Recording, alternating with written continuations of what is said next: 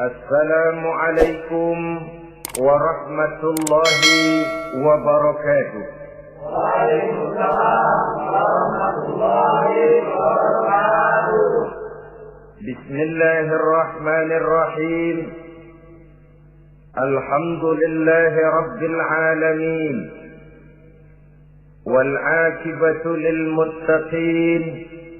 ولا عدوان إلا على الظالمين والصلاة والسلام على أشرف الأنبياء والمرسلين سيدنا ومولانا محمد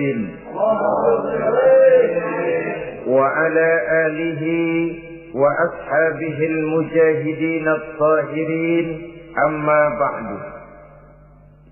Saudara-saudara kaum muslimin rahimakumullah. Setiap kita muslim di dalam kehidupan ini selalu ingin dicintai oleh Allah Subhanahu wa taala. Dan tidak seorang pun di antara kita yang hidup ingin dimurkai oleh Allah Subhanahu wa taala. Jangankan lagi dimurkai Allah, dimarahi tetangga saja kita kadang-kadang sudah merasa tidak enak. Padahal bagaimanapun, kalau sekadar dimarahi tetangga, kita masih bisa menghindar, pergi atau pindah ke tempat lain. Tahun depan kita kembali lagi, barangkali sudah bisa berdamai.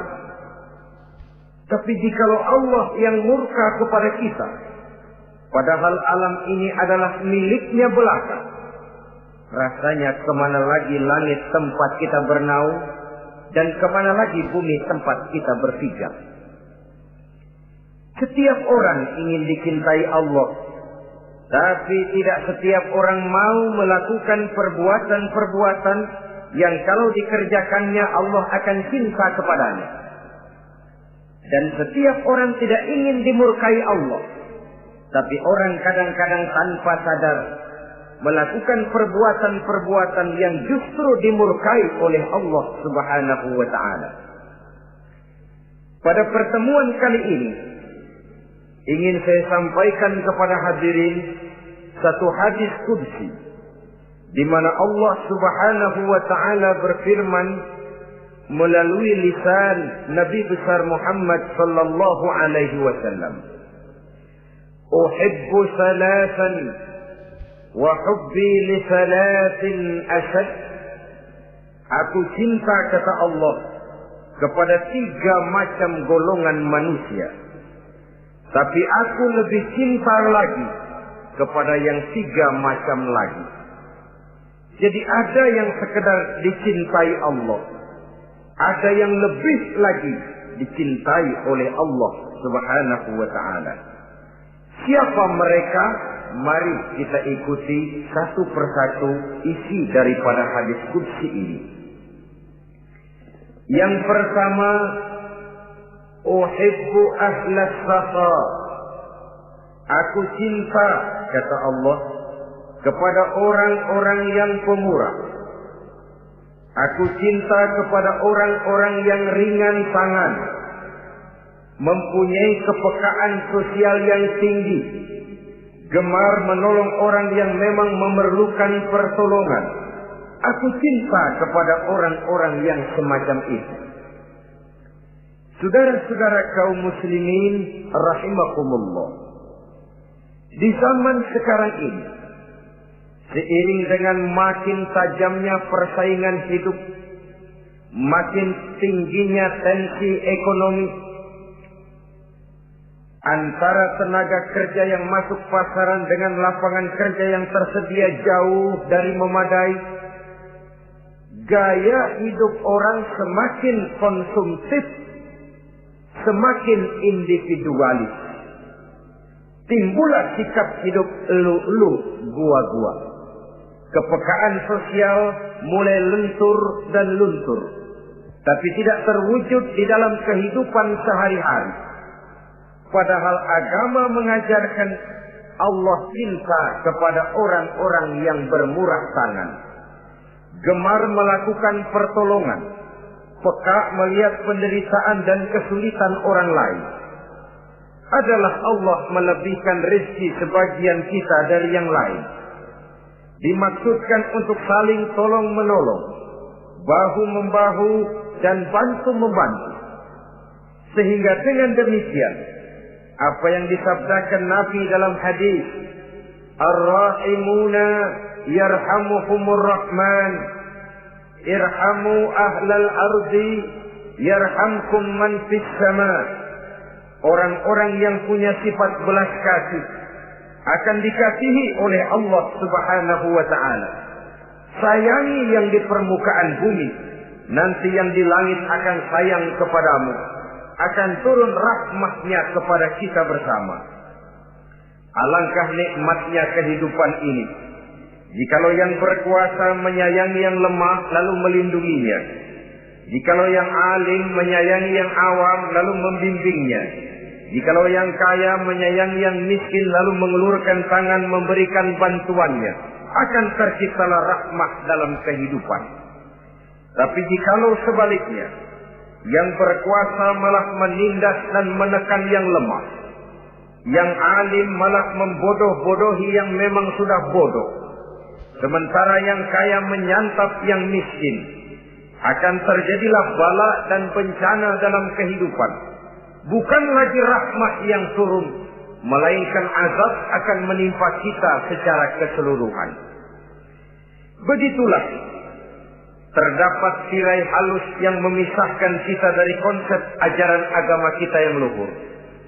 Agama mengajarkan yadul ulya khairun min yadi sufla, bahwa tangan di atas lebih baik daripada tangan yang di bawah. Orang yang memberi lebih baik daripada orang yang menerima. Tapi yang kita praktekkan, kita selalu berada pada posisi tangan di bawah, menjadi umat yang manja, yang lemah, padahal bukan tidak punya potensi, tapi mungkin karena kita tidak pandai menginventarisir potensi. Kadang-kadang ada panitia pembangunan masjid, membangun masjid, meletakkan batu pertama sekaligus jadi batu terakhir. Setelah itu la yamutu wa la yahya, hidup tidak kelihatan geraknya, mati pun tidak ketahuan kuburannya. Masjid impoten, pesantren terbengkalai, majelis taklim terlunta-lunta, rumah sakit Islam tak kunjung selesai. Tidak adakah orang Islam yang kaya? Banyak. Tidak adakah orang Islam yang punya posisi kunci, posisi basah, posisi menentukan? Banyak. Secara jujur kita harus berkata, yang belum banyak ialah yang mau berbuat atas nama dan demi kepentingan agamanya. Kita juga bukan tidak punya potensi. Kita tidak pandai menginventarisir potensi untuk kepentingan dan kemaslahatan kita bersama. Saudara-saudara kaum muslimin rahimakumullah. Dengan demikian, kita bisa lihat dalam kehidupan sehari-hari di masjid misalnya. Itu kalau hari Jumat kadang-kadang kita sengaja mau berangkat sholat Jumat tidak bawa uang. Maka yang paling lancar di masjid, kotak. Saudara boleh lihat kotak itu. Dari sudut ke sudut hampir tidak pernah macet. Lancar betul jalannya. Sekali macet, kotak. 50. 100. Wajar kalau masjid-masjid kita lalu impoten. Bagaimana akan mengadakan kegiatan kalau tidak ada dana?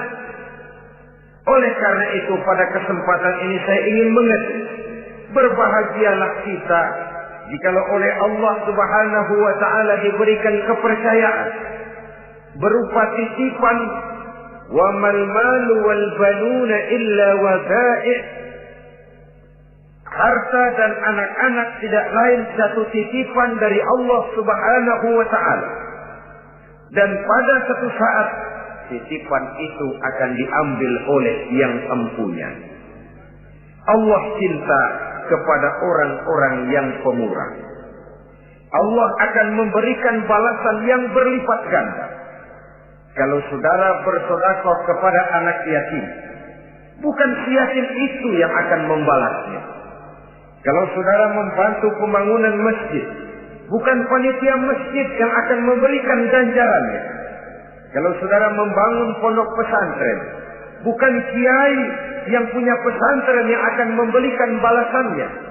Allah Subhanahu wa ta'ala melalui jalan yang tidak kita sangka-sangka, melalui jalan yang dalam istilah Quran disebut min haitsu la yahtasib, melalui jalan yang tidak pernah kita hitung, kita sangka sama sekali.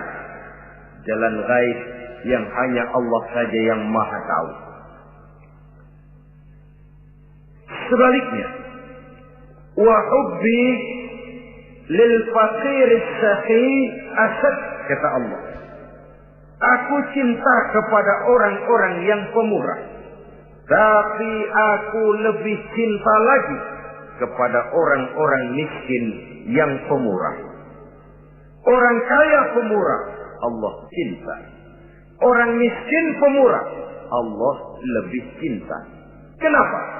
Kalau orang kaya sedekah 5.000 rupiah misalnya, orang miskin pun sedekah 5.000 rupiah, sama jumlahnya, sama ikhlasnya, sama halalnya, tapi besarnya pahala lebih besar sedekah si miskin yang 5.000 rupiah itu ketimbang si kaya yang juga 5.000 rupiah.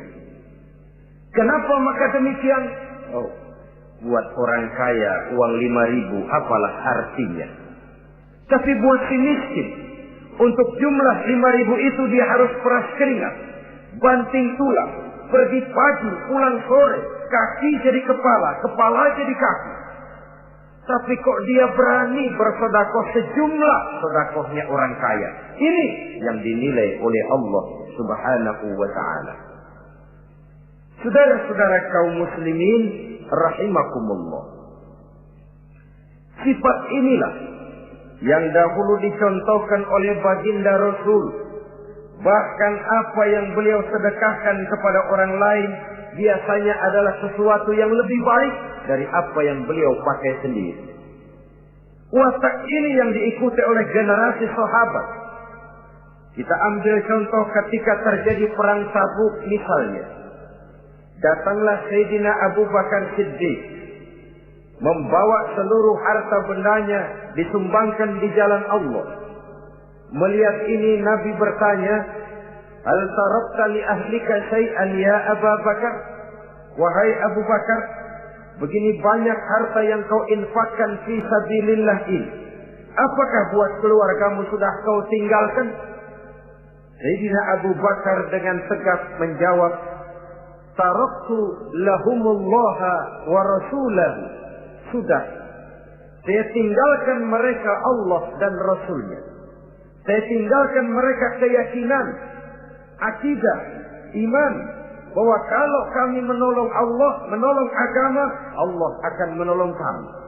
Bahwa kami tidak akan jadi melarat karena memperjuangkan agama.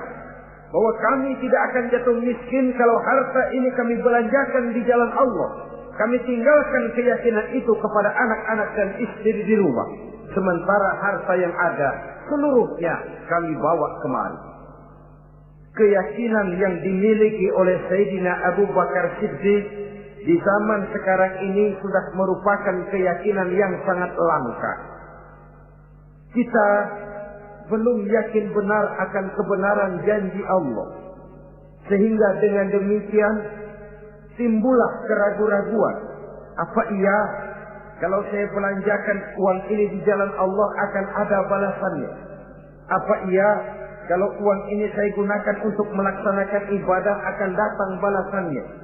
Padahal dalam hadis qudsi Allah menjanjikan, "Ana inda zanni 'abdi bi." Aku ini, kata Allah, bagaimana menurut persangkaan hambaku saja kepadaku. Kalau dia sangka baik, insya Allah baik datangnya. Kalau dia sangka tidak, aku bagaimana menurut sangka hambaku kepadaku.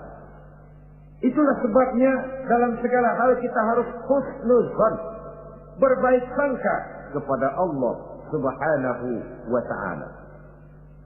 Saudara-saudara kaum muslimin rahimakumullah. Inilah golongan pertama kekasih Allah. Orang-orang yang dicintai Allah.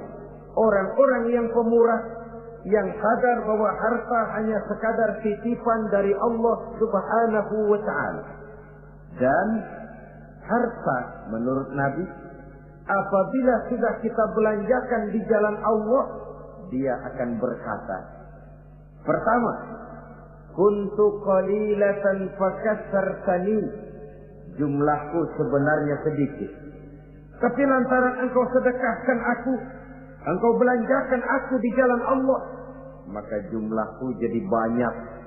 Kau sedekah 1.000, dibalas 7.000, dikali 10, dikali 100, masih ditambah wallahu yudha'ifu liman yasha. Allah melipat gandakan pahala kebajikan dari orang-orang yang dikehendakinya. Yang kedua, harta itu akan bicara lagi. Kuntu faniyatan fa'abqaitani. Aku ini sebenarnya fana, tidak kekal, berubah, relatif dan temporer, sirna oleh pergeseran masa dan pertukaran waktu. Tapi lantaran engkau sedekahkan aku, engkau belanjakan aku di jalan Allah, maka nilaiku jadi kekal, akan mendampingi engkau sampai di hadratullah azza wa jalla di akhirat nanti.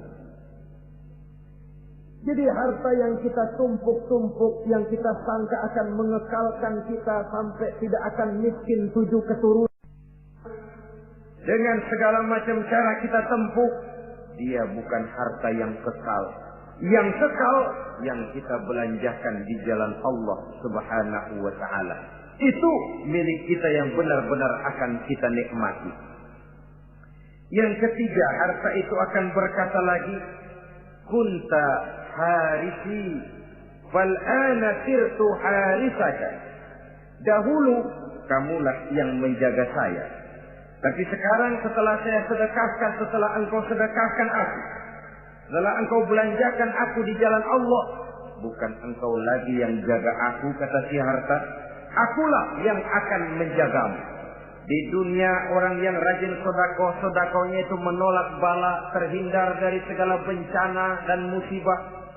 Sementara di akhirat, sedekahnya itu akan menjadi dinding yang menjaga dia dari jilatan api neraka. Demikian harta yang sudah kita infakkan, kita belanjakan, kita sedekahkan di jalan Allah itu akan menjadi pejangga kita. Sehingga Nabi menyatakan, inna sadaqatal mar'il muslim tazidu fil umri wa tadfa'u mitatas su'i. Sesungguhnya sedekahnya seorang mukmin dapat menambah umur panjang dan menyelamatkan seseorang dari mati secara su'ul khatimah. Marilah kita melihat bahwa agama ini memerlukan kita, bahwa umat ini mengharapkan pengorbanan kita. Dengan segala kemampuan yang ada pada diri kita, mari kita menyadari bahwa harta kita yang benar-benar milik kita, sesungguhnya yang sudah kita belanjakan di jalan Allah Subhanahu wa ta'ala.